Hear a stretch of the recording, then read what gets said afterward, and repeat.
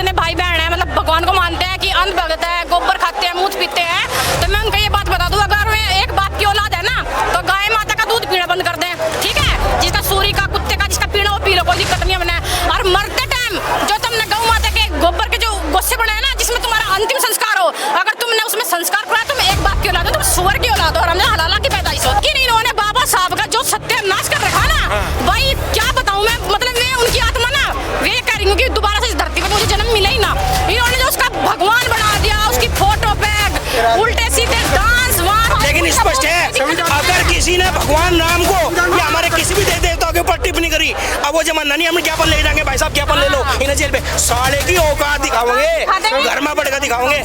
जो 40% वाला है कैसे इलाज करेगा? आज के टाइम में तुमने देखा होगा बहुत सी हॉस्पिटलों में डिलीवरी के दौरान महिला की मौत हो रही, बच्चे की मौत हो रही, वे सारे के सारे 40% वाली डॉक्टर है। जो मांग है आरक्षण हटाने की, वो तो बाबा साहब ने जो दिया था, आरक्षण दिलवाया था, ये इनके उत्थान के लिए दिलवाया था, 10 साल के लिए। आज राजनीतिक पार्टियों ने 80 साल के लिए घोषित कर दिया।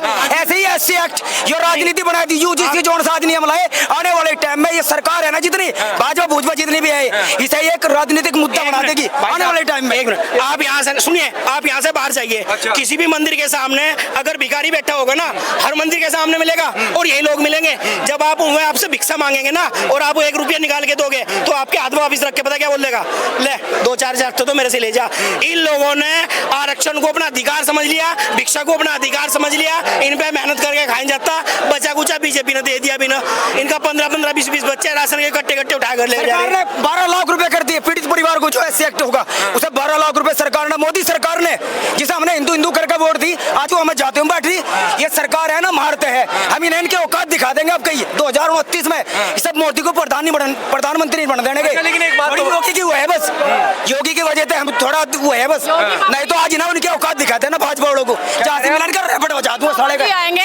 ये तो ये है कि सारे कार्य करे धरे पे इन्होंने पानी फेर दिया। नहीं, जितनी मोदी सरकार की तारीफ थी पूरे देश विदेशों तक कि भाई इतना अच्छा काम किया, लेकिन जो अब इन्होंने लास्ट में किया ये बहुत गलत किया और ये हमें आपस में लड़वा रहे देश ये कहते हैं कि भाई भैया मेरी बात सुनो आप, ये हमें आपस में देश में लड़वा रहे और हमारे फौजी भाई हर रोज, हमारा भाई रोज जवान शहीद हो रहा, किसके लिए? देश के लिए।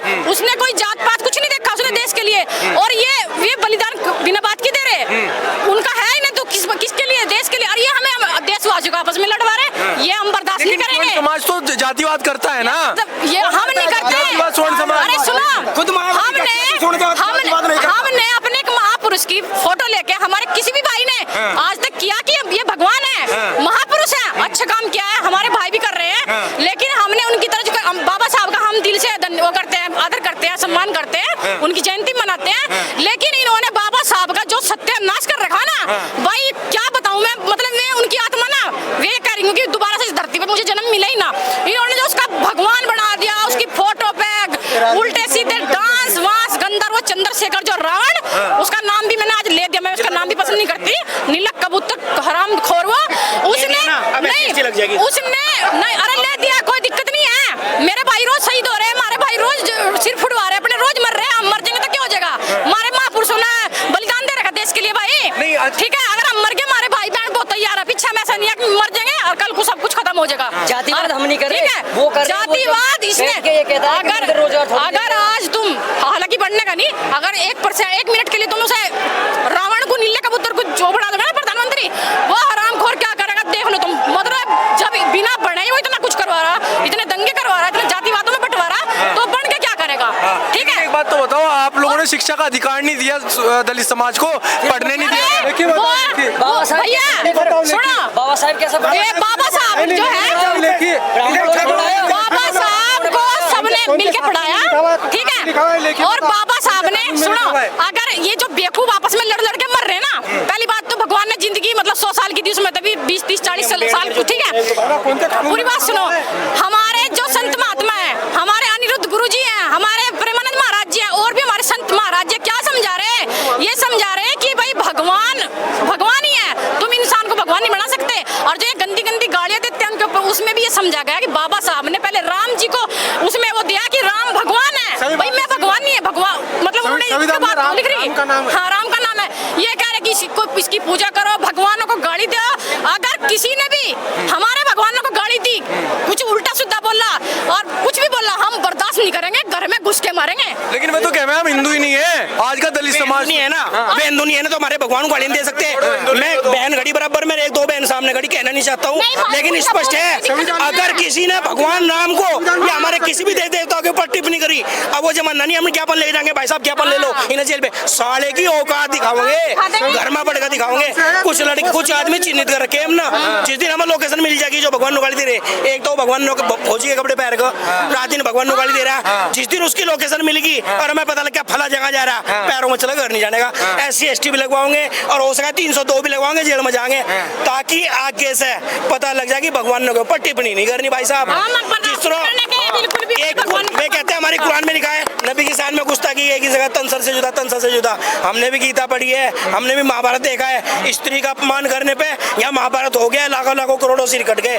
हम भी महाराणा प्रताप के वंशज है, ऐसे झुकने वाले नहीं है। लेकिन एक बात तो बताओ, आरक्षण को जो बदलाव की मांग कर रहे हैं आप लोग, आखिर क्या जरूरत है जब एक व्यवस्था बनी हुई है? 40% वाला डॉक्टर बनेगा, 90% वाला घर खेल लेगा, ये उसे UGC में फंसा के अपराधी बनाओगे, तो जो 40% वाला है कैसे इलाज करेगा? आज के टाइम में तुमने देखोगे बहुत सी हॉस्पिटलों में डिलीवरी के दौरान महिला की मौत हो रही, बच्चे की मौत हो रही, वे सारे के सारे 40% वाले डॉक्टर है। अच्छा, 90% वाले तो बेचारे क्या कर रहे हैं, खेती कर रहे हैं, अब जा शहर से जाके गाँव में बस रहे, जाके प्राइवेट नौकरी कर रहे, विदेश जा रहे, अमेरिका जा रहे, जब यहाँ उनकी वैल्यू नहीं है।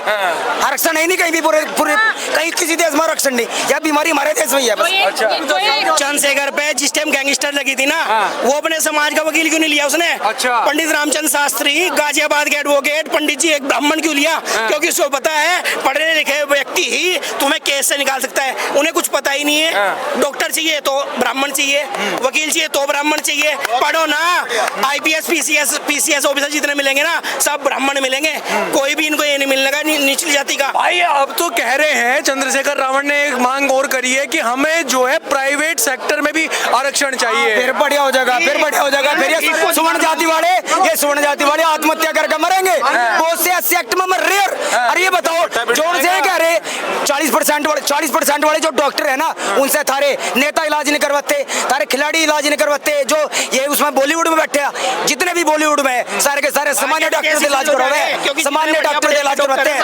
आज ये जो विदेशी इलाज कराने के लिए जाते हैं ना, बड़े बड़े डॉक्टर, नेता, इंजीनियर और ये बड़े बड़े जो नेता मोदी जैसे भी ये विदेश भागते हैं। यहाँ तक कि हॉलीवुड बॉलीवुड के जो सुपरस्टार हीरोज है वो भी अमेरिका जैसे देशों में जाकर अगर इलाज करा रहे हैं, ट्रीटमेंट करा रहे हैं, उसका कारण ये है यहाँ पर प्राथमिकता कभी दी नहीं शिक्षा को, और जो पढ़े लिखे डॉक्टर थे वो विदेश चले गए।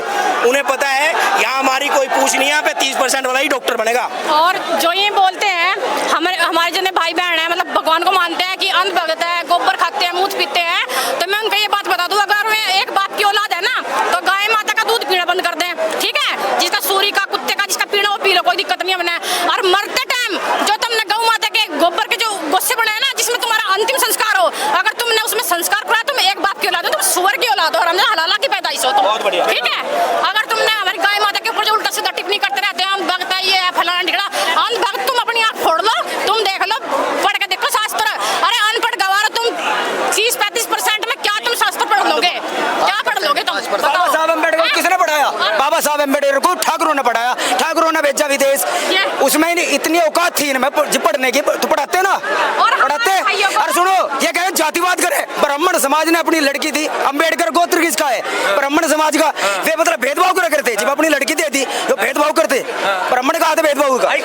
बाबा साहब को तो नीचे बैठाया जाता था क्लास में, कहीं नहीं बैठाया गया, कहीं नहीं बैठाया गया। हम भी भाई, मैं स्वर्ण समाज का हूँ, मैं राजपूत हूँ, मैं किसी जाति का भेदभाव नहीं करता, मैं नम नाज तक कर। अगर ये ऐसी मानसिकता लेके पैदा होंगे और इनकी मानसिकता ऐसी होगी तो हमें मजबूरन इन पर ठाना पड़ेगा, पैरों में वहीं लाना पड़ेगा इन्हें, जहाँ ये थे, जहाँ हमने सिर पर बैठाने की कोशिश करी, इन्हें सिर पर तारना पड़ेगा। हमारे बड़े बुड्ढे की बात कहते हैं, पैरों की जुत्ती पैरों में ठीक रहे ना, वह पैरों की जुत्ती वहीं यही लाना पड़ेगा इन्हें।